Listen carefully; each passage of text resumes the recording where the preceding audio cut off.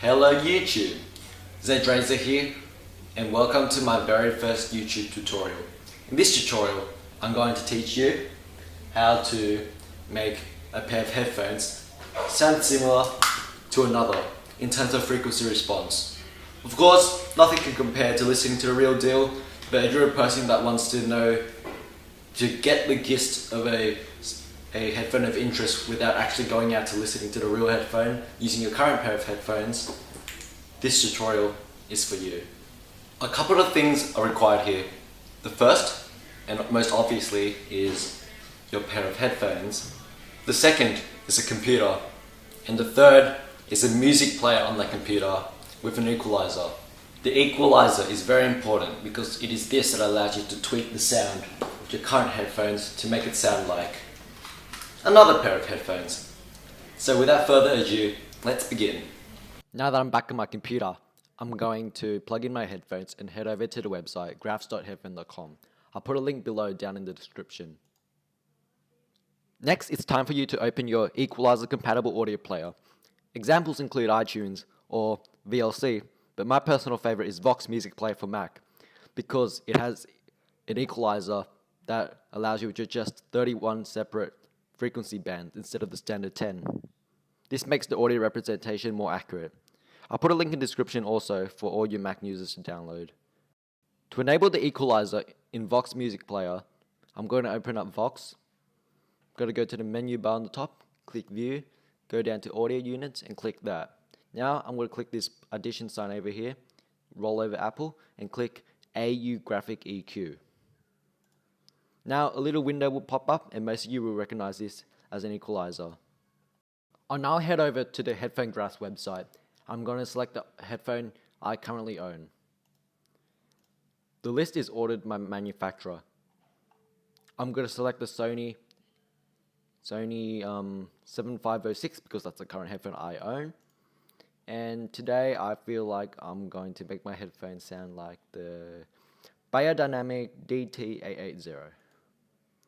For dynamic range down here, I like to change this to 20 because it makes the graph easier to interpret. Now I'm going to click Update Graph. Now what you'll see here is a legend, and this graph indicates the differences between their frequency response. Now herein comes the fun part. You're going to open Vox, go to the EQ window, and you're going to slide the EQ bands to match the other headphone. I'll do it for you guys to see over here. So, for example, I see 20 Hz over here. I'm going to go to the graph. I see that there's a difference about 10 between them. So, I'm going to slide that to 10.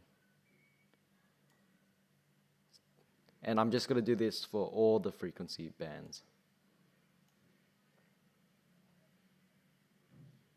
Skip ahead to skip this part.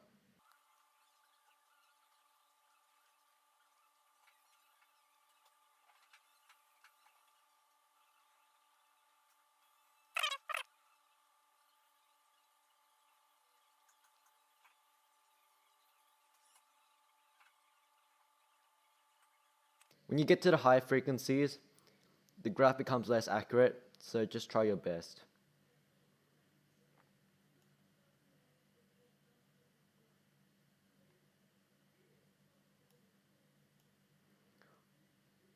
Here the graph seems pretty weird, but I'm still going to push this up to 15 decibels because that's what it looks like.